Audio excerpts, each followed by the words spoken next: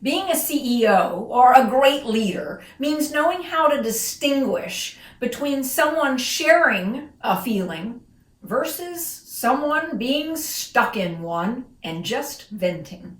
In today's video, we're going to talk about how leaders encourage healthy problem solving versus just venting for the sake of venting. I'm Steve Hart. And I'm Shawn Kent Hayashi. We're both executive coaches with the Professional Development Group. We help organizations create high-performing teams and develop inspiring leaders. Hit the subscribe button and the bell below and you'll be notified each time we post a new video. So Steve, on the topic of sharing a feeling versus venting, what comes to mind when you hear me say that? Well, I think both of them are really important aspects of the work experience, right? We need both. But the context is really important. What really matters is using the right kind of situation for the circumstance that you're in. So if somebody's just venting, that's one consideration. But if somebody's really expressing something important to them, an important emotion that's affecting their productivity and affecting their ability to build relationships in the organization, then both of these things need attention, but in different ways. So let's tease it out a little bit. When I think about venting, I think about somebody who's ranting. They're just speaking in essence to hear themselves speak. They're probably even repeating the same thing over and over. They may be complaining about the same person repeatedly, but they're not taking any action to change things. Right, so they're stuck in place. That's right, and they often blame other people. So they blame Donna or they blame Fred. And it's this repeated story over and over and over. That's venting. And it really doesn't help anyone. So I think the key as a leader is if I catch that someone is repetitively venting, part of what I need to do as a leader is hold up a mirror to say, are you willing to change this? Are you willing to take some action to do something different to get new results? So in the venting conversation, if I'm catching it that, let's say one of my direct reports, one of my colleagues, or maybe even one of my peers is venting frustration, anger, fear about something, part of what I can do to be an inspiring leader is to ask the question, what action are you willing to take to move this forward so that you don't stay stuck in that? I might even say something like, hey, I've noticed that you brought up your frustration with Fred a couple of times. I'm curious, at what point will you take action to move forward in a way that creates something better for yourself and Fred? So the important thing is that you've given this person an imperative to act on something, to take some action on their own part to resolve whatever situation they find themselves in right now. Yes.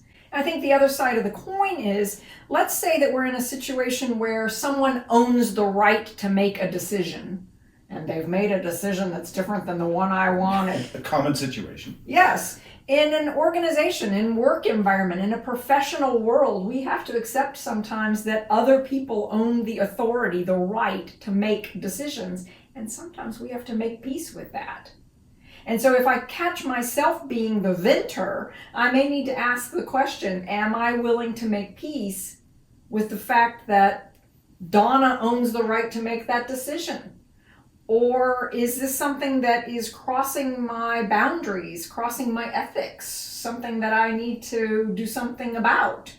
And I have to explore that with myself. Or again, as a leader, I may need to hold the mirror up and to help the person that I'm coaching or working with to understand that for themselves. I often think of it being in three arenas here. So exit, voice, or loyalty. Right? If the venting situation, if you cannot live with the discussion, you have three choices: exit, voice, or loyalty. You can leave the organization, you can speak up about it, or you can remain quiet and get on with it. Fabulous. Next, let's explore expressing a feeling. So we both know from our work in emotional intelligence that there are 7 core emotions: love, joy, hope, sadness, envy, anger, and fear. And if I catch myself as a leader experiencing sadness, anger, or fear, what I need to do is process myself through that feeling so that I can use the awareness to inform my actions in a useful way. So, for example, if I catch myself feeling sad about something, I might call it down, depressed, disappointed, blue. Lots of different words can be used to describe the emotion, the vibration of sadness. But if I catch myself in that, then I need to stop and ask some questions. What is it that I feel like I've lost? What was meaningful that I was hoping to experience or create or accomplish? How could I take an action that helps me move forward towards something in the direction that would be fulfilling? So sadness can be a really useful emotion once we begin to recognize that it's a signal to us. It invites us to explore, honor, and move forward. Just like anger is also a great useful tool when we understand how to experience our own anger and then express it appropriately. So anger is a signal that something's crossed my boundaries. And what I need to do authentically when I feel that anger is first inquire in myself, what are my boundaries? What crossed my boundaries? Who do I need to talk to in order to clean that up? It may be that I need to have a conversation with myself, or it may be that I need to have a conversation with another person.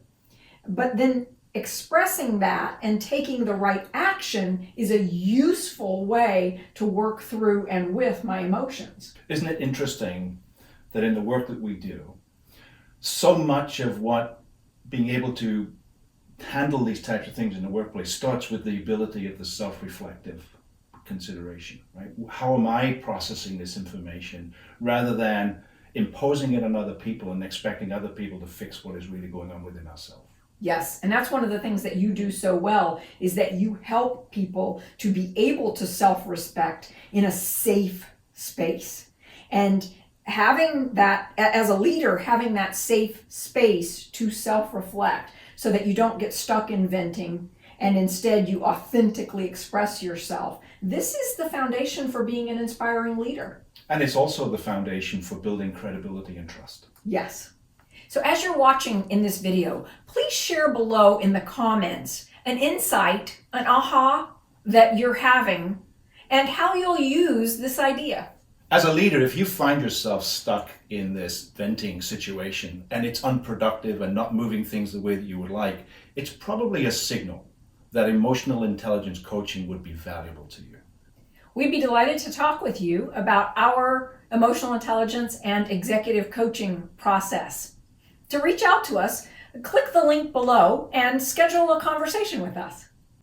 Thank you for watching today. We look forward to seeing you in the next video.